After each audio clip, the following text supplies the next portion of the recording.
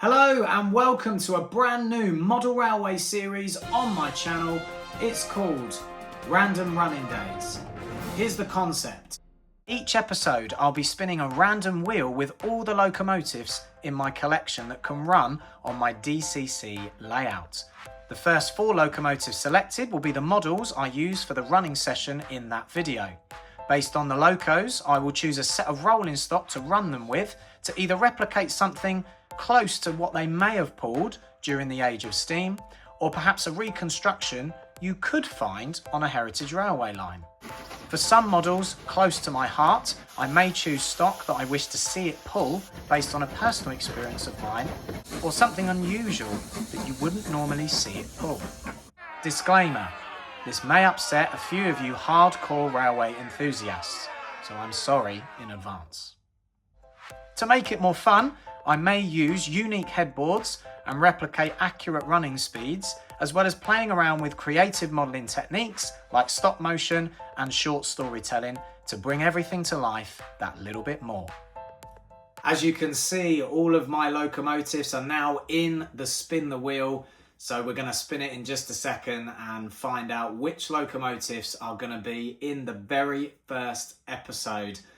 I'm kind of excited, but I'm also a little bit intrigued as to what might pop out. I've tried to randomise all of the running numbers, so there's no sort of collection of locomotives from one region in together. And our first locomotive, is that going to be the J27? No, it's going to be the standard 2MT 78006. Obviously mixed traffic engine, so there's lots of rolling stock I could use for that. That's really exciting actually to start the video. So yeah, the 2MT is in and we can run that on the inside line, which is nice. All right, getting ready for the next locomotive. Locomotive number 2. Which one is it gonna be? Oh, that might be Eric Tracy. It is one of my favourite locomotives in my collection. And it has sound as well. That's really exciting. Eric Tracy is going to make an appearance. If you haven't seen my LMS Steam Gala, it featured in that gala as well. So yeah, it's going to be making another appearance today. So we're going to remove that. Oh, that's a good lineup so far. 2 mixed traffic engines as well. That's interesting. So we've got lots of opportunity to run different rolling stock, which will be nice. Okay, spinning the wheel for the third loco. Here we go. Which one is it going to be? Oh, wow. It's the DMU. That is literally the only diesel in my entire collection that I can run, apart from the 08, of course. But wow, the only diesel in there. I think there's 34 different locos, and that one has come out. Brilliant, because that can run on the inside line as well. And that doesn't need any rolling stock, of course. It's a 2-car one. So yeah, wow, that's going to be good. And it's got working lights as well. The 4th and final locomotive. Is it going to be an express passenger? Yes, it is. It's going to be 92 Squadron. Wow, what a great start. Honestly, the 4 different locomotives we've got running today, we can do so much with those. That's brilliant. Right, guys, we're going to get into the rolling stock choices for each locomotive. I'm really excited to pick these. So, yeah, let's have a look and see what we've gone for. And here are the 3 locomotives resting in the yard chosen by the wheel today. And they do look really good as a set when they're all together. And of course, the DMU is already on platform 1, picking up its first set of passengers. That is the locomotive we're going to be running first, followed by the standard 2, and I'm thinking we're going to go with a 3-coach BR Blood and Custard set today and do a small passenger service on the inside line. With Eric Tracy, I'm thinking a goods train. I'm going to go with my 9 BR vans plus a brake van, so hopefully that will look really good running on the outside line. And then for the final locomotive today, we're going to select 92 Squadron, and you can probably guess where I'm going with this, especially with the Golden Arrow memorabilia on the locomotive. And doesn't it look great in that malachite green? British Rail livery.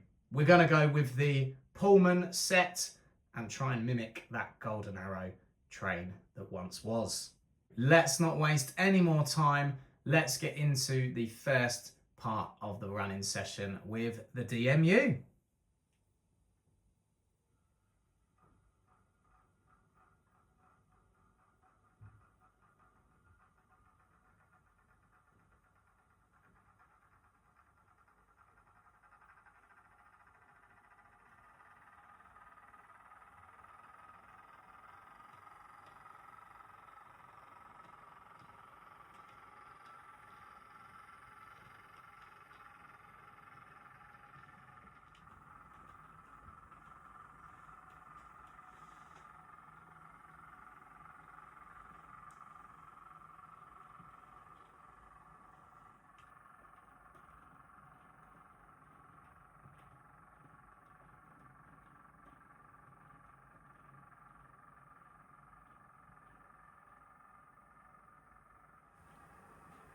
And I have to say, it does look superb going around the layout, especially with its directional lighting and internal lighting. But if you've seen videos on my channel before, you'll know that I prioritise steam locomotives. They're the thing that I'm the most passionate about, but I think I need to use this model a lot more because it does look brilliant.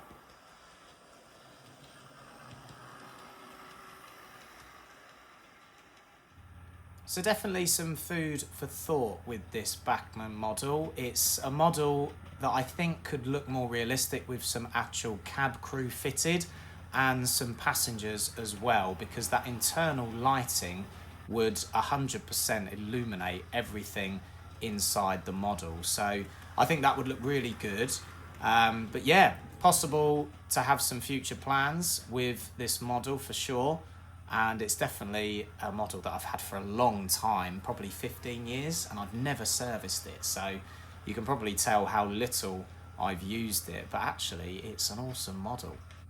And that is the end of the DMU running session. So we're going to get ready for the Standard 2 now, but a great model to start the series.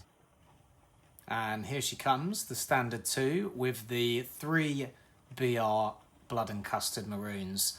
I love this little area of my layout where you switch from the outer line at Scaledale Junction to the inside line. It just looks so nice moving through there at a medium speed. And yeah, the Standard 2 does that really, really well. So pleasure to have this model back out on the layout. It's actually a really good model as well by Hornby. It's die-cast boiler and running plate, which is always a sign of good quality in a locomotive. And it is really controlled. The gearing on it is superb, and it's perfect for the size of the locomotive, for the speeds that you would usually see this locomotive move at, even on a heritage railway. And if you've seen my Home Fleet Locomotives Explained video, you'll know that this model is part of that Home Fleet. And it's because it's a really good do-it-all model. It can pull all kinds of different loads, and with it being a mixed traffic engine, that's a big win. It's also very reliable in terms of speed, particularly as you can see on my second radius curve loop. And I do have some challenges with certain models on that loop, so it's really nice to be able to run a tender locomotive on that inside line. It adds an extra bit of variety for me rather than just running the tank engines all the time. So yeah, brilliant model. I love it in this BR green livery as well, which is the same example as the one at the Keighley and Worth Valley Railway, and that was part of the reason why I invested in the model as well. So we're going to cut to Eric Tracy. I'm not going to speak during that bit, so you can just hear that sound of the Black 5.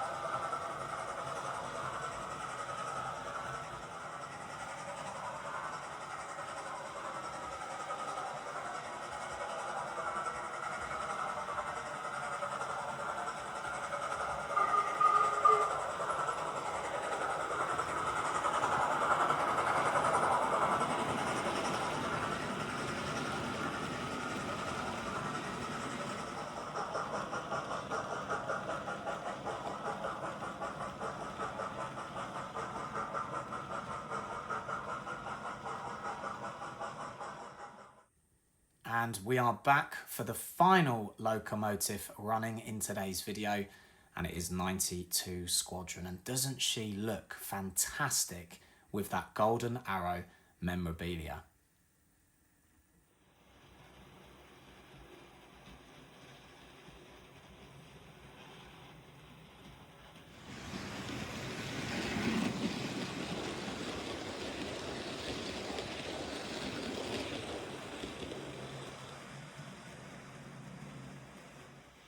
And wouldn't it be great if Hornby did a reboot of this model? Because this model, I think it was made in 2008, so it's quite old now. I know Dapple have got a Battle of Britain coming out, which is extremely high spec, smoke and sound, fully die-cast. But if Hornby just re-released and retooled this model, I think there would be a big gap for Hornby to exploit there.